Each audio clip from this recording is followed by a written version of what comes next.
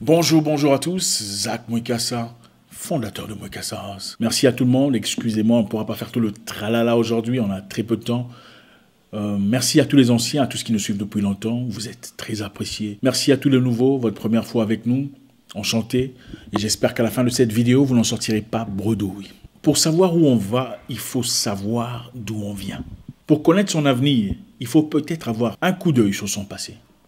Imaginez-vous que vous vivez dans un terrain de paix. Et vous êtes agriculteur. Autour de vous se trouvent plusieurs agriculteurs. Et vous produisez des tomates. Et votre voisin principal produit des bananes. L'autre produit des maïs. Il y a celui qui produit des oranges et des avocats. Vous vivez en paix. Et à chaque fois que vous avez besoin d'avocats, vous présentez une tomate, on vous donne un avocat. Vous avez besoin de bananes, vous présentez une tomate, on vous donne une banane. Ainsi de suite. Vous vivez ainsi pendant très longtemps, dans la paix. Et un beau jour, le monsieur qui produit les avocats se dit « Je veux faire la guerre à tout le monde ».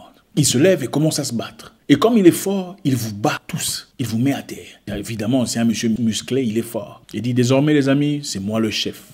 Et celui qui osera s'opposer à moi en tirera les conséquences. Mais il y a une option pour la paix. Si vous voulez la paix, il faudrait m'écouter. Désormais, mon avocat vaut 10 tomates. Mon avocat vaut 7 bananes. Mon avocat vaut 6 oranges. Celui qui veut peut venir vivre en paix. Et celui qui ne veut pas, je lui fais la guerre. Je le bats et je le tue. Vous vous sentez obligé d'accepter. Évidemment, vous n'êtes pas assez fort pour résister.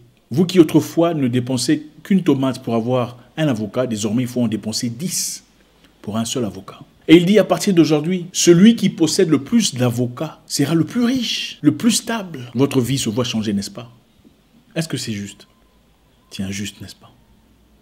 Vos enfants naissent, ils sont éduqués, vous leur apprenez comment vivre dans ce système. Vous leur dites, il vous faudra 10 tomates pour avoir un avocat. Tout le monde cherche des avocats. Mais malheureusement, les avocats ne poussent que dans un terrain bien spécifique que cette personne-là forte possède. Donc, si vous voulez construire une maison, vous aurez besoin de payer avec les avocats. Mais pour avoir les avocats, il faut produire 10 tomates ou 12 bananes. Injuste, n'est-ce pas? C'est injuste pour vous. Mais vos enfants ne le trouveront pas injuste. Ils trouveront ça tout à fait normal.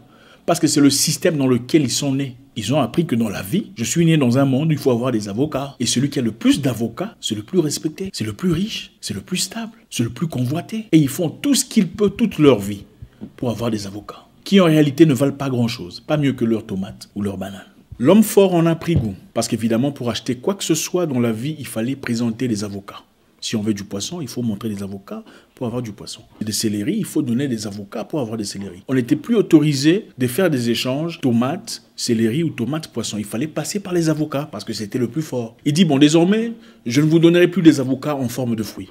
Je vous donnerai un bout de papier que je signerai et ce papier représentera un avocat. Mais à un moment donné, il réalisait qu'il pouvait faire beaucoup plus d'avantages, beaucoup plus de gains. Il dit, bon, désormais, donc pour chaque bout de papier signé par lui, il était représenté un avocat quelque part. Mais comme la terre ne pouvait produire autant d'avocats, qu'il avait besoin de plus d'avocats, il a commencé à signer beaucoup plus de papiers qu'il n'existait d'avocats. Bien qu'un avocat valait désormais 10 tomates. Ça vous inspire quelque chose? Eh bien, mes frères et sœurs, c'est exactement le système capitaliste dans lequel on vit aujourd'hui. Nous sommes nés dans un monde où nous cherchons tous de l'argent, du papier, pour construire des maisons, pour vivre en paix, pour se sentir bien dans nos émotions. Ne sachant pas que l'argent en soi ne vaut pas grand-chose. D'où est provenu l'argent? Comment le monde faisait ses échanges avant l'avenue du papier? L'argent dans le temps représentait de l'or. Toute personne qui avait $1 avait aussi de l'or qui valait $1. Comme les humains ne pouvaient pas se déplacer avec de l'or, ils se déplaçaient avec un bout de papier. Parce que quand tu as $1000, l'or devient lourd. Tu ne peux pas transporter l'or partout.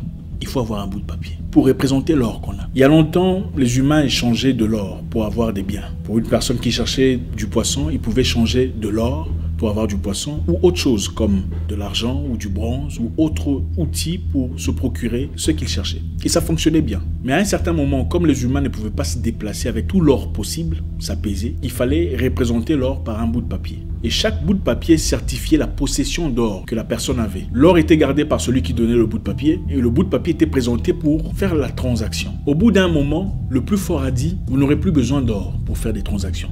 Désormais, vous ferez usage du bout de papier que vous appelez argent aujourd'hui. Mais l'argent, c'est moi qui produis l'argent, pas vous. L'argent dans le passé, chaque dollars étaient représentés par de l'or équivalent par celui qui gardait l'or. Donc pour 100 dollars en circulation, il y avait 100 dollars d'or quelque part. Mais avec le temps, le plus fort a commencé à imprimer de l'argent au-delà de la possession d'or qu'il avait. Donc il avait peut-être 1000 dollars d'or, mais il pouvait produire 1 million de dollars en papier. C'est exactement ce que nous vivons aujourd'hui. En 1933, au mois d'avril, le président Roosevelt de ce pays-là que vous connaissez, a déclaré que sa banque, donc la banque de son pays, était désormais libre de tout lien monétaire avec l'or. Ils étaient désormais en capacité de produire autant d'argent qu'ils voulaient, sans avoir l'équivalent de l'or en banque. Vous comprenez maintenant pourquoi les autres pays directement sont tombés en faillite. Parce qu'ils avaient tous besoin de l'argent que lui avait. Ce n'était plus l'or qui valait de l'argent, c'était son argent qui valait de l'or. Et pour nous qui naissons aujourd'hui, et souvent ne comprenons pas l'histoire, on trouve tout à fait normal de se battre pour avoir de l'argent, pour avoir une vie bien, pour être respecté, pour être bien en société. Sans jamais remettre en question, sans jamais comprendre que dans le passé, les gens vivaient beaucoup mieux en liberté, que nous sommes en effet devenus esclaves aujourd'hui d'un système qu'on appelle système monétaire. Parce qu'il y a évidemment des mots bien appropriés, des mots bien illustrés, bien embellis pour donner une impression scientifique autour de tout ça. Mais en bref, c'est ça. Donc, pour banaliser tout ça, je vous dépouille de tout ce que vous avez. Désormais, c'est mon bout de papier qui a de la valeur. Il vous faut mon bout de papier pour construire vos routes, pour construire vos maisons, pour donner une vie à votre société. Et si vous vous y opposez, je viens vous bombarder. Je vous tue. C'est ça le monde dans lequel on vit. On peut donner toute forme de science autour de ça, lustrer ça, un vernis de bonheur, d'éclairance, de science. C'est ça, banalement, ce que ça veut dire. On nous envoie dans des écoles pour étudier l'économie, ils appellent ça économie, et quand on quitte là avec des accolades, on se trouve supérieur aux autres. Ah, je suis licencié en économie. Ne comprenons pas que nous sommes en train de soutenir un système meurtrier, exactement comme un système génocidaire. Vous savez, pendant les tueries au Japon, pendant la Deuxième Guerre mondiale, les gens sont partis faire l'école sur comment bien tuer les gens. Il n'y a pas de science compliquée autour de ça. Banalement, c'est ce que ça veut dire. Et aujourd'hui, la jeunesse inconsciente se bat, lutte, fait tout ce qu'elle peut, vend son âme, son esprit, son corps pour avoir un bout de papier, pensant que c'est ça la vie. L'esclavage n'est pas terminé. On a simplement changé sa forme. Devant des sciences de motivation et de comment faire l'argent. C'est simplement ça, nous sommes esclaves. Comme celui qui irait au coton espérant avoir son bol de riz. C'est exactement ce que nous faisons. Nous travaillons, nous suons, nous bossons pour à la fin du mois avoir combien? 800 €, 1000 €. 200, 300 pour certains. Un bout de papier. Pendant qu'il y a chez nous de l'or, des citrons, des bananes, des fromages, des poissons, autrefois accessibles, nous sommes devenus esclaves. Parce que nous ne sommes pas forts. Et nous sommes cette génération, la deuxième génération qui n'a pas compris le système. Et nous trouvons tout à fait normal, comme le trouverait un enfant adopté par un couple, papa, papa, maman, maman. Pour finir, je vais vous raconter une histoire. En 1865, naquit aux États-Unis une organisation terroriste pseudo-chrétienne au nom de KKK.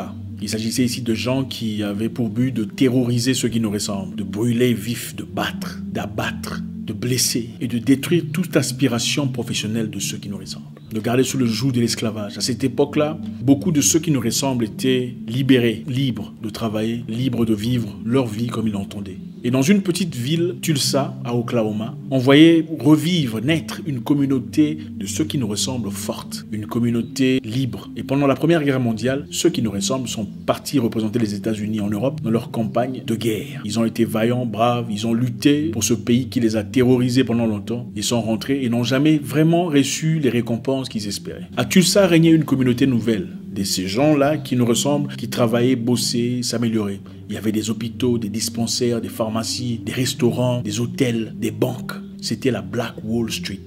Et c'est là que ceux qui nous ressemblent montraient leur capacité d'avancer, de progresser, de créer une société stable et moderne. Sans distinction, sans différence et sans difficulté. Mais avec ça, évidemment, naquit la jalousie, la méchanceté, le besoin essentiel de détruire ou de voir s'effondrer des effets qui ne pouvaient émaner d'une population aussi négligée. Comme ils étaient jaloux et complètement égarés et pauvres, beaucoup parmi ces personnes attendaient que le moment opportun pour détruire tout ce qui a été construit par ces personnes qui nous...